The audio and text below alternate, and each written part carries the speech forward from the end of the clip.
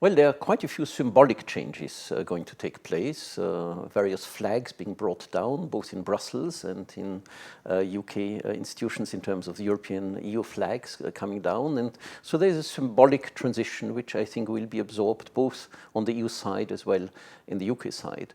In terms of substance of EU-UK relations, because there is a withdrawal, a period in which the withdrawal agreement which has been negotiated is in place until the end of 2020, many things will not change. The UK will stay in the single market, the UK will continue to pay its dues in the EU budget, and de facto it will remain in the sort of trade context in which it is used to be. Yeah? So there is not an immediate dramatic structural break. Yeah? What will, of course, on the other hand, change is that the UK will be allowed to start proper trade negotiations with the EU itself and, of course, with many other countries in the world. In that sense, the UK claims back some degree of sovereignty. Yeah? And in that sense, you can say this coming year will be a rather complicated year of a lot of negotiations which are interlinked with each other, etc. There are safeguards in many ways for UK citizens living abroad in terms of pension rights, visa agreements, etc. So the general population will not feel that strongly change, but the underlying transition will have started.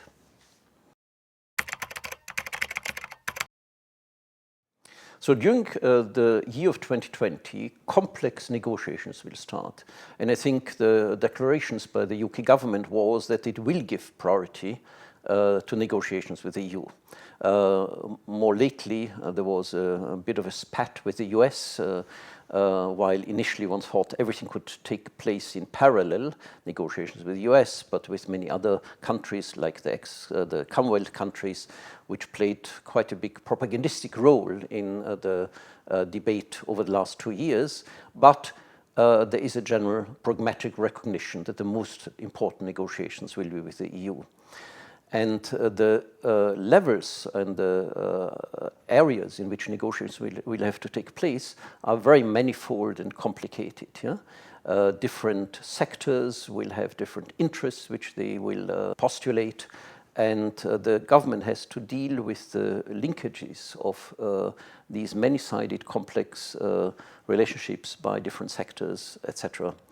At the same time, we have complicated issues in terms of administrative and institutional developments which have to take place, regulatory bodies which have been partly set up, but which have to duplicate everything which was jointly done in the EU, and of course the relationship between regulatory bodies on the EU side and on the UK side.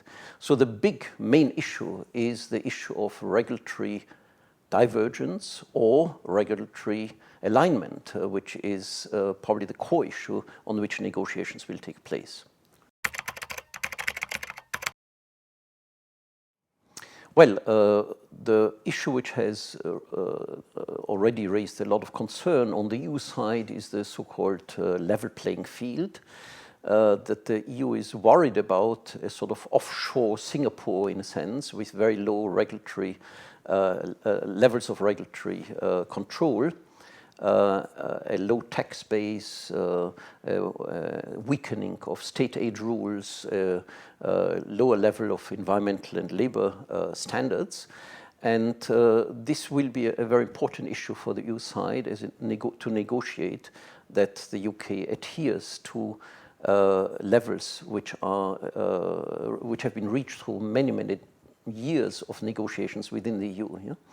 This is not normally part of trading negotiations, like, for example, with South Korea or Japan. There was no insistence on full regulatory alignment, but the EU argues that the UK is a very big economy, close to the EU, and of course the volume of trade is very high between the EU and the UK, and will continue to be very high between the EU and the UK, and therefore it wants to safeguard that there would not be unfair competitive advantages for UK firms in relation to EU firms.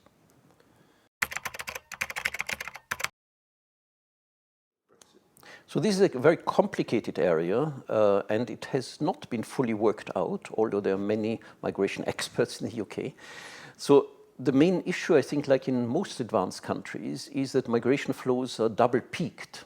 There are usually quite a lot of relatively low-skilled workers coming from other parts of the world, and there are also another peak of very highly skilled workers and people with very high levels of qualifications, doctors, researchers, scientists, etc., coming. Now, the original debate was, let's just move towards a type of migration policy which favors only the one peak, namely the highly qualified. But this is very difficult for an advanced economy to lose the inflow of people who occupy very important positions in social care, as agricultural workers, in many type of works which the domestic population is not willing to take on.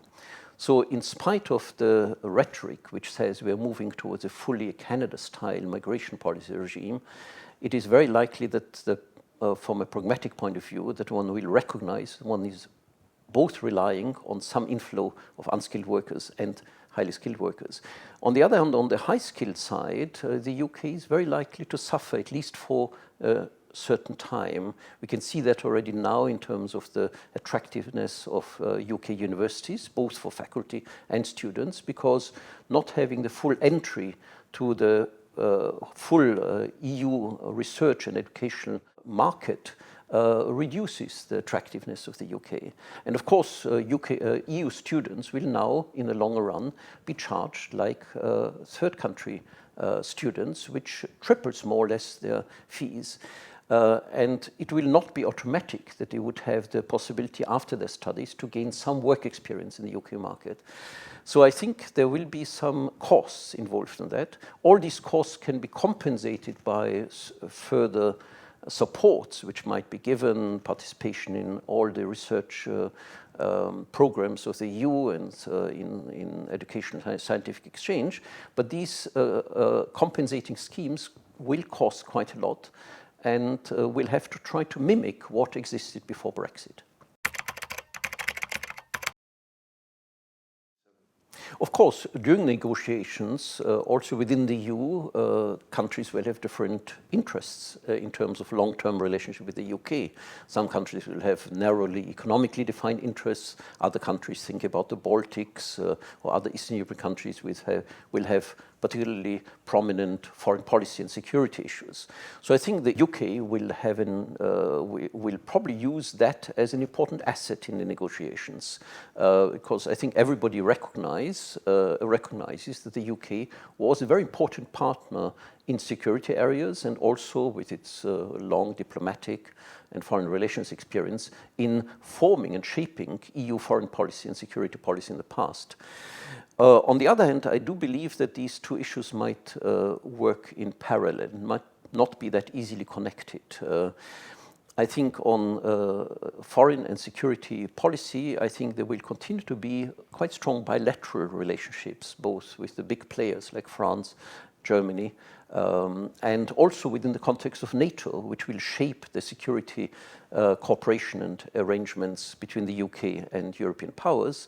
And on the other hand, the big countries will also be dominant in negotiations in relation to access to the single market, to the big markets, because UK business is, of course, in volume terms, very strongly linked to the big markets in Western Europe. So I think the degree to which you can negotiate conflictual relationships in the EU against each other will be limited.